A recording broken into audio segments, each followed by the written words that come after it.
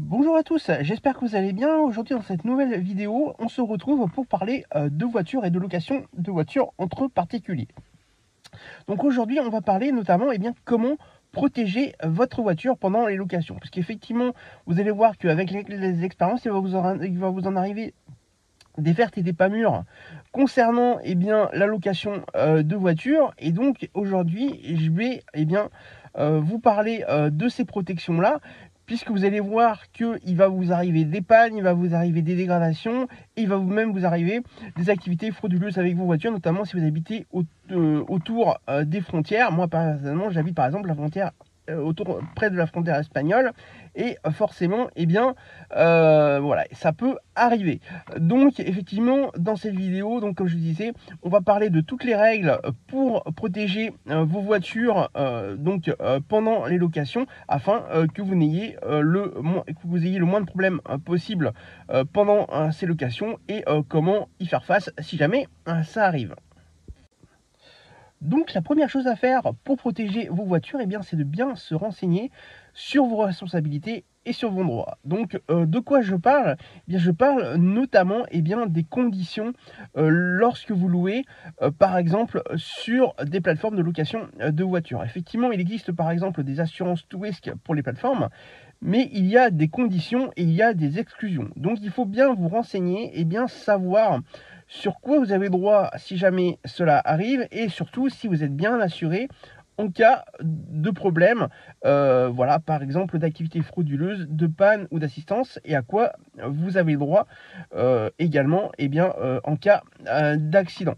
Donc il faut absolument bien se renseigner sur cette histoire-là. Si vous faites de la location directe également, il faut absolument que vous vous blindiez au niveau des contrats.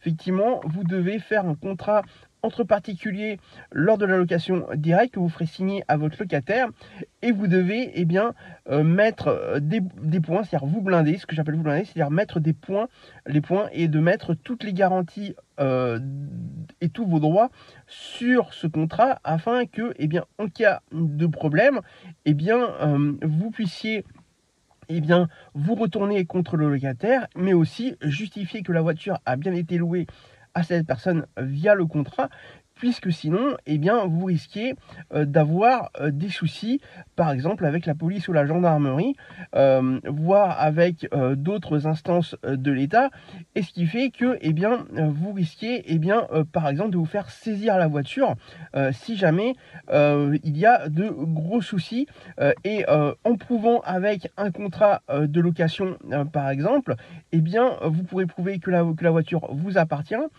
que la voiture n'appartenant pas au locataire qui a fait des choses répréhensibles, puisse tout simplement qu'on puisse vous rendre tout simplement la voiture, donc qu'elle ne soit pas, comme je disais, saisie par l'État pour des choses qui ne sont absolument pas de votre responsabilité. Le deuxième point pour protéger vos véhicules, c'est de vérifier vos locataires et leur fiabilité. Alors effectivement, c'est quand même quelque chose d'important, puisque vous ne devez pas louer à n'importe qui vos voitures, et également savoir un minimum qui les loue, afin de savoir ce qui se passe.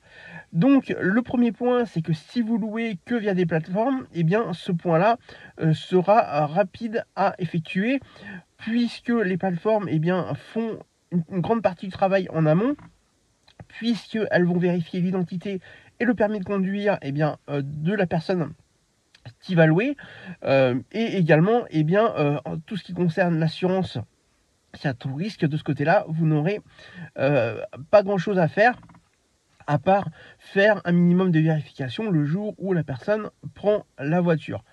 Par contre, concernant la location directe, là vous allez avoir un peu plus de travail, puisque vous allez devoir demander une pièce d'identité du locataire, afin de bien vérifier que la personne que vous avez en face de vous est bien le titulaire de la location, et donc de la pièce d'identité que vous avez en face de vous. Également, demandez bien le permis de conduire toujours de la personne que vous avez en face de vous.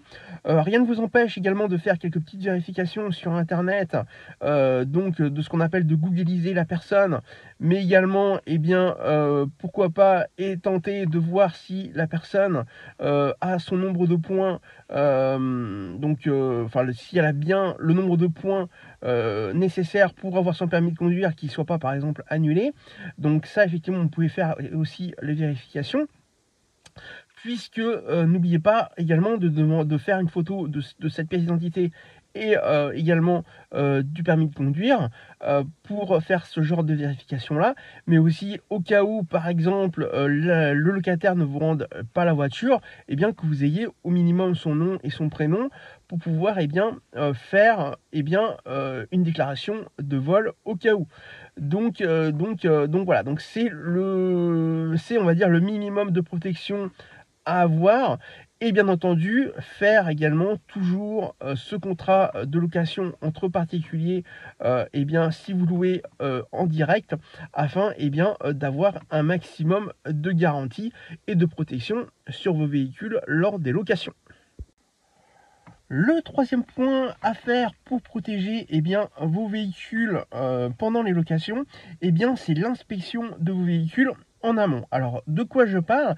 Effectivement, si vous louez via des plateformes, mais également en location directe, vous devez faire ce qu'on appelle un état des lieux d'entrée, un état des lieux de sortie. Un état des lieux d'entrée, ça permet tout simplement d'inspecter votre véhicule intérieurement et extérieurement, afin qu'il n'y ait pas de litige ensuite avec votre locataire.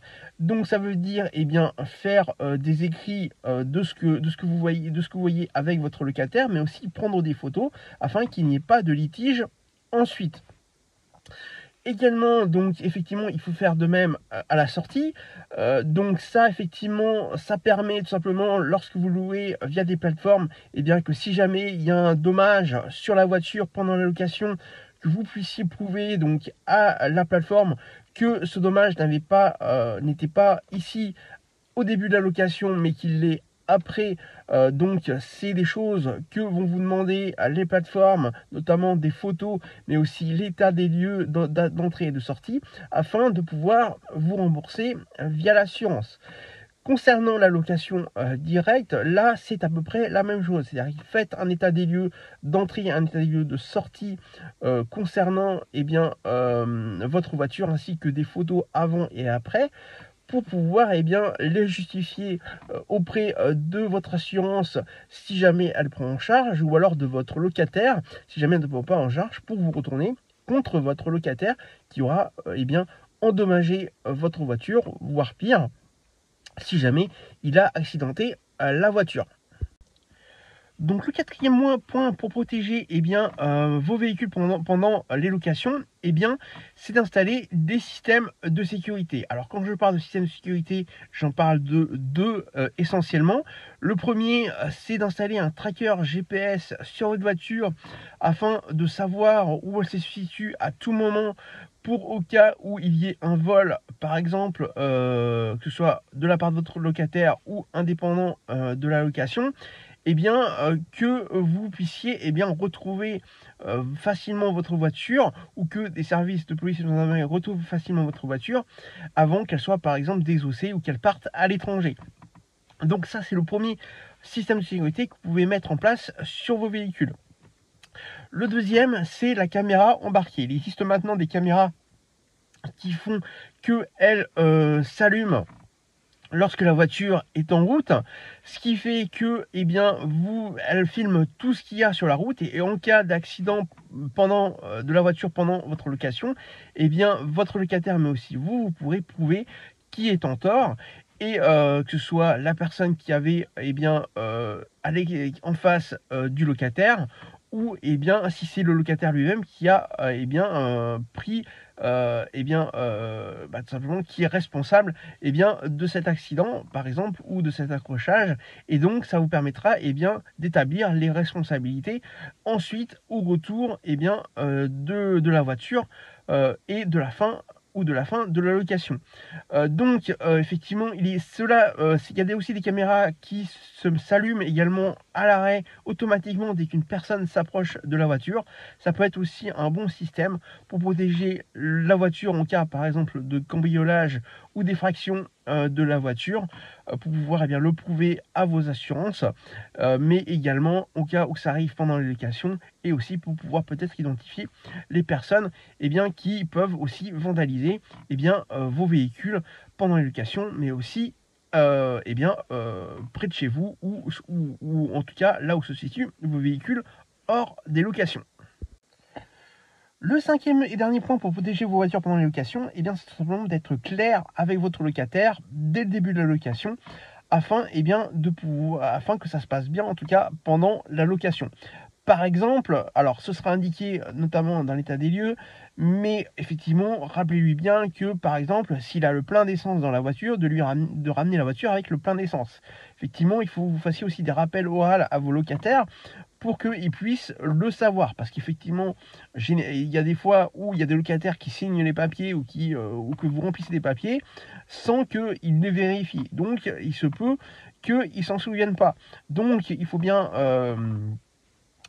indiquer notamment que vous ayez le même niveau d'essence à l'aller qu'au retour. Ce qu'il faut qu'il fasse, par exemple, en cas de problème sur la voiture, donc en cas d'accident, en cas d'accrochage, etc. Donc voilà, etc. Si jamais il y a par exemple un contrôle technique sur de location longue durée, notamment en location directe, si vous arrivez à une période où il faut faire le contrôle technique, à ce moment-là, il faut lui rappeler que le contrôle technique aura lieu pendant la location, et que donc vous allez devoir vous organiser avec lui pour pouvoir l'effectuer, etc. Vous voyez qu'il y a quand même pas mal de choses qui peuvent se joindre donc à la location, et donc à ce moment-là, vous devez lui rappeler les règles et comment vous voulez fonctionner par rapport à ça, afin que vous puissiez lui dire de vive voix, en plus du contrat de location et de l'état des lieux, afin que il s'en souvienne et que ce soit clair dès le départ. Ça permet que tout simplement qu'il y ait une bonne entente pendant la location avec votre locataire, et que lui, il soit aussi content de vous, et qu'il puisse louer plus facilement et plus longtemps votre voiture. Et qui dit location plus longue dit argent qui rentre chaque semaine et chaque mois de manière supplémentaire, et donc vous permet seulement de vous développer dans votre activité. Donc voilà en ce qui concerne cette vidéo. Donc si vous suivez tous ces points-là, vous minimiserez les problèmes pendant les locations et sur vos voitures, et ça vous permettra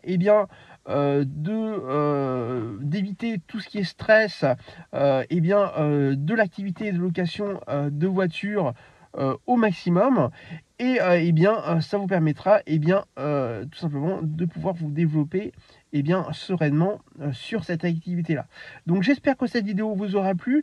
N'hésitez pas à me mettre un like si vous avez aimé cette vidéo, mais aussi un commentaire ou une question sous cette vidéo, afin de pouvoir tout simplement échanger entre nous si jamais vous avez par exemple des questions. Également, n'hésitez pas à aller voir mon site internet sortirdu-rsa.fr, où vous retrouverez des articles et des vidéos sur la location de voitures entre particuliers, si vous êtes très intéressé par cette activité là. Écoutez, je vous dis maintenant à très bientôt pour une prochaine vidéo.